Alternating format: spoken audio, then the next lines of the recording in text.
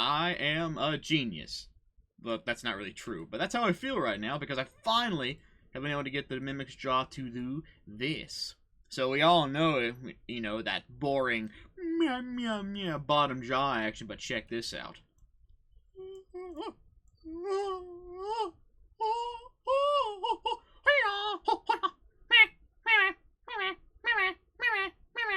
Mama, mama, father, feed me the potato salad. I make it so that when the bottom jaw opens, the top jaw opens too.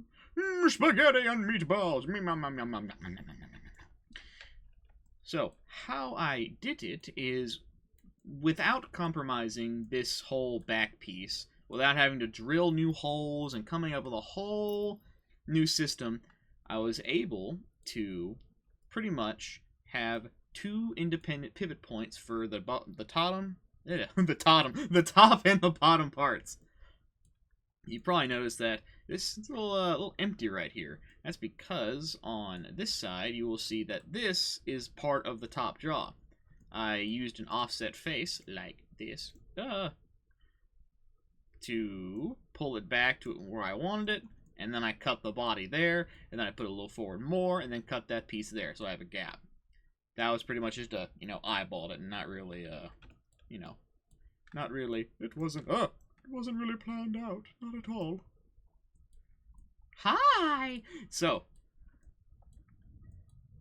to make it so I didn't have to redesign this, I'm making it so that this back piece that's had to be cut anyway for this to even have a joint to fit on is going to be holding the actual pivot point, the actual joint, I guess, for the top portion to move.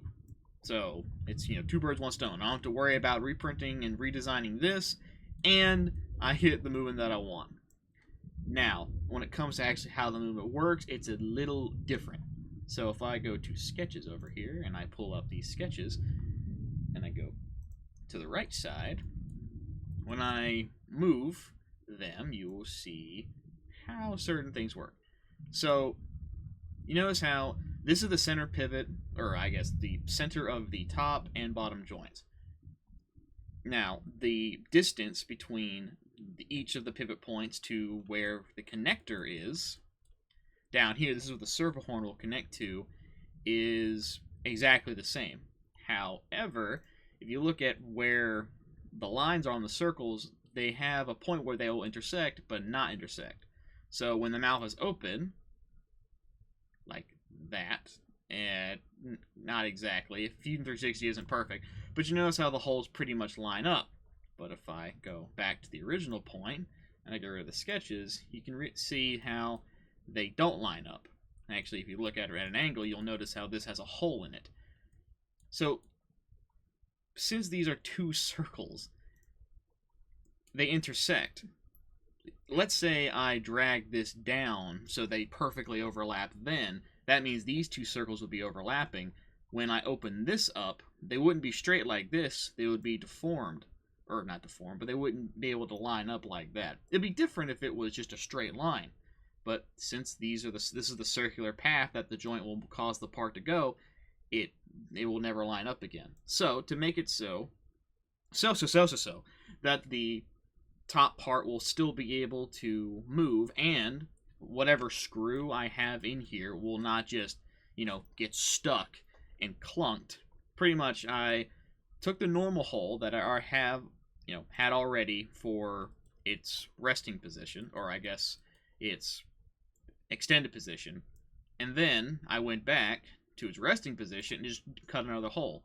I still have to clean up this edge so that it's nice and, kind of flush. Pretty much, the screw is going to slide up and down as the jaw opens and closes. And since the tolerance is so small, I don't have to worry about it being too, jittery. It should work just fine. Not really sure. You can see the angle difference. How this is the center joint right here, or where this joint right here. Not only is it a rotation, but it's also a slide. This says 14, this says 15. This is Fusion 360. It's not perfect. Technically, this is like 14.99999999999.9, and this is just 15. So technically, that is 15, but that isn't. It's a graphical thing. But yeah, ma ma ma, ma ma ma, ma ma ma ma, ma ma ma ma, ma ma ma ma, ma ma ma. Now I'm not done with it because, as you can see, if I do this, as you can see, it clips. So I have two options. Now, option one, I completely cut this part away so there's no interference. Pop, pop, pop, pop. Or I can do this. I can capture position. I can do combine. This is the target. This is the tool body. Cut, keep tools. And if I get rid of this, you can see how this has been cut away. I gotta trim it up, but if this goes up, it shouldn't make contact with this. And I could also modify this a little bit so I don't have to worry about it. I mean, really, it might actually, if I, once I trim it up, it actually might look a little cool. Also, if I do this, you can also see how it clips into this part right here. You barely see it right there. So then, I would have to combine it again. So, yes, capture position, of course. I don't know why that's even an option. And then I bring it back down. So that's the side, not the clip. That is with the clips. And it'll look weird, but I mean, if I get the lighting all right, it should look fine. Now, best case scenario, I don't have to do this. I've seen a lot of people say that the top jaw also move. I didn't realize that, but I mean, worst case scenario, all I have to do is take the original part that this is and just screw it right back into the mount and just have the bottom jaw just have the bottom jaw as the only one moving. It wouldn't be too difficult to swap back and forth between both moving and just the one moving. Ma mama, ma mama, ma mama. Like, oh, oh, oh. Look at that boy. Look at me. I am rusty and old. I didn't know the child left the door open. Stop my frog, stupid man. Don't hit me with the baseball bat. Ah, no. Now, I'm still conflicted on how I'm going to make the teeth move, but I do have an idea of how I'm going to get it to move. I have these solid wire jumper wires. Pretty much they're made to be like jumper wires for breadboards for Arduino projects, but they're basically more sturdy. They can bend, but they're more likely to stay in whatever shape you bend them into.